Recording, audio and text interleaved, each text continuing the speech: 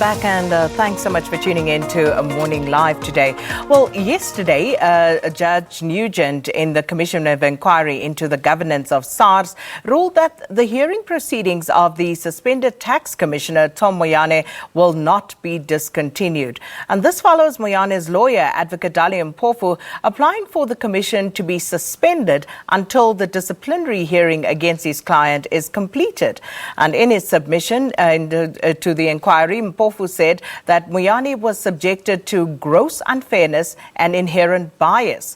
And the head of the inquiry, however, declined Mpofu's submission.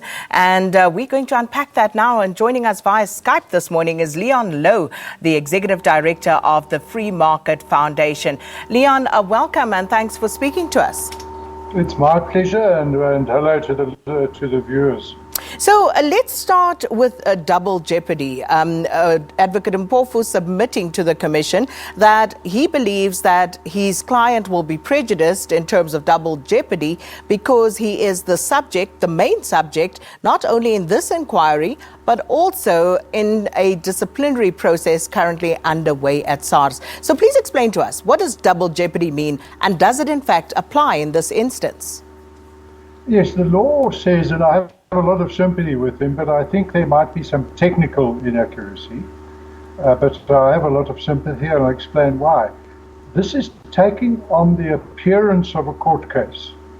An inquiry to give evidence to the president or any other government official should do nothing more than any other inquiry. It should, in other words, investigate a matter and then submit a confidential report with which the government can decide what to do, whether it will prosecute or whether it will have a disciplinary proceeding. Bearing in mind the disciplinary proceeding is an internal staff employment matter, what the government is concerned with is crime. In this case, it's also concerned with policy. What should its taxing policy be? And so, yes, he is right that this is essentially a kind of kangaroo court, a public hearing with potentially public findings. But we'll only know that, bearing in mind this is a decision to proceed with the Commission, we'll only know that when we see how the Commission conducts itself. If it conducts itself like a proper Commission of Inquiry and not some public tribunal, and it maintains the separation of powers, the judiciary and the executive, to be properly separated, then it will become legitimate. It is at the moment, it looks like and feels like what Mpofu calls a kangaroo court. Technically it's not, because it's purely at this stage an inquiry into whether there should be an inquiry. This is a different matter, and I think the judge is correct, Judge Nugent, that they have no discretion in this. They have to carry out properly, according to the separation of powers, according to due process, an inquiry as requested by the President. Leon, one of the other allegations that Dali Mpofu makes is that of unfairness in this process, in that he alleges that the inquiry and the witnesses specifically are making in the main allegations against his client, and his client does not have the right to defend himself. Yes, and all the other rules that are important in a court case, for example, not just the right to cross-examine, but due process in every other sense, the right of appeal, no hearsay evidence, and that sort of thing, which does not apply in an administrative inquiry behind closed doors for the purposes of government policy making. It does apply in a court, and the problem, I think, which wasn't clearly explained by either the court or by Mpofu, as I see it, is that this is neither one nor the other. It's not a fish nor fowl. It's not a court case. It does not have to follow the procedures and principles of courts, but at the same time it must not be a public process in which accusations and allegations are made without full opportunity to reply. It's the public nature of it which leaves one uncomfortable. And just looking at what's come out of it to date, one of the other issues that Advocate Mpofu raises is one of the commissioners, Michael Katz, and he argues that as an attorney to the president, that also prejudices his client, which Judge Nugent, of course, dismissed. What's your take on that one? Yes, this is important. If it is purely an inquiry for private reporting and advising to the president or any government official, it should have no more power and do no more, with perhaps the power to subpoena added, than any other administrative inquiry. You know, the prosecutor inquiring into whether to prosecute you for violating building standards or whatever. So there must be a clear separation of powers, and I'm afraid that's not what we've seen, and it should become a proper administrative investigation with advice to the president in camera, not public, and that's really what, in my view, Dali Mpofu should have argued for and asked for and demanded, and I think that would be something to which the government would have had to agree and to which the Commission would have had to agree. So it goes because, as we said, Judge Nugent, of course, dismissing much of what was presented by way of argument by Tom Moyane's legal team, including, of course, the question of costs, arguing that, Dali Mpofu, that, the state should be paying for Mr. Moyane's defense here. What's your take on that, given that he is still an employee of the state, technically? Let's understand something clearly. This is not a defense. That's what's gone wrong with this matter. It's being thought of as if he is being prosecuted and he must defend himself. That is not the case. What he and his legal team should do is say, we will fully cooperate, we will give you all the information you want, we will explain why decisions were made and actions were taken, and we will do that behind closed doors, with private and confidential provision of information that goes privately and confidentially to the president. That is a legitimate request and would be an appropriate way to deal with it. The whole fact that you ask, or it is spoken of, that he's not given a chance to defend himself, an inquiry of this nature does not involve accusation and defense. It involves investigation into objective facts, including things you would never accept in a court, like hearsay evidence, circumstantial evidence, doubtful evidence, and so on.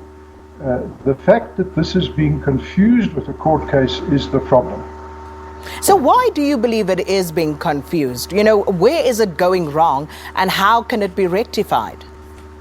I think it's going wrong because we have lawyers here, I must say outstanding lawyers, top lawyers in South Africa, and maybe they are such sort of lawyers to the bone that they themselves think about it as if it's a legal process. And I think that's where it's going wrong. Dali Mpofu is thinking about it as if it's a judicial process. It is not a judicial process, and everybody should go back to the drawing boards and say, hold on, this is an administrative inquiry in the executive branch of government, which does not follow and should not follow any of the checks and balances that apply in the judiciary. And just getting back to the question of the commissioner that was asked, to basically recuse himself or be removed from the panel, Professor Katz, once again. If Moyane's team want to, make this out to be something political, do they have a case? Is there a conflict of interest there that should be mitigated? Yes, if it's done in public. If it's, for example, he is, in this case, technically the government's attorney or lawyer. That is a perfectly correct thing to do in a commission of inquiries, to appoint your own people, your insiders, with all their biases, to investigate and report to you. That is what a commission of inquiry ought to be. And it should not matter whatsoever whether or not he's compromised or biased. He can be 100% biased. He must be neutral and unbiased if it is a judicial process, which it isn't, and everybody needs to understand that. They need to stop behaving as if this is some kind of judicial process. It isn't. And then just finally, explain to us what happens now after the inquiry. Where do we go to and what processes will then be embarked upon? Okay, if we read carefully what the mandate to the Commission is, it is to investigate tax policy and SARS policy, how SARS should operate, what went wrong, and to make recommendations to ensure or to minimize the risk of such things going wrong again. What went wrong will probably not arise in the inquiry, unfortunately. Namely, that our tax system is too complicated, tax rates are too high, and everywhere around the world that is known to generate and increase the likelihood of corruption and abuse. If the tax system were simpler, as it is in, say, for example, countries like Russia and elsewhere, where there's a simple, flat and low tax rate, then this sort of thing is improbable and unlikely. The item that's being mentioned, for example, is tobacco. Tobacco tax is extremely high. It would be very surprising if with our system of tobacco tax at the moment, it did not lead to corruption and abuse and to smuggling and to pirating of tobacco products and so on. What we need to do is to get tax rates to the level where they, and to the simplicity where they do not promote the likelihood of corruption, abuse, nepotism, and so on. The inquiry should go into that. It should go into that behind closed doors, and we hope it does go into that and make recommendations along those lines. I should point out that Michael Katz was himself chairperson of a tax commission, knows a lot about it, and he should be a seasoned enough tax expert and lawyer as a tax consultant to make recommendations along the lines of simplify the tax system, have simple, flat and low tax, and then the problem would not have arisen in the first place because you would have removed the incentives for corruption and abuse. Well, thank you so much for your time this morning. And that was, of course, Louw, and he is the Executive Director of the Free Market Foundation, talking to us about the Nugent Commission of Inquiry into the governance of SARS and the tax authority sorely in need of a reputation overhaul at this stage. And that speaks to this inquiry as well.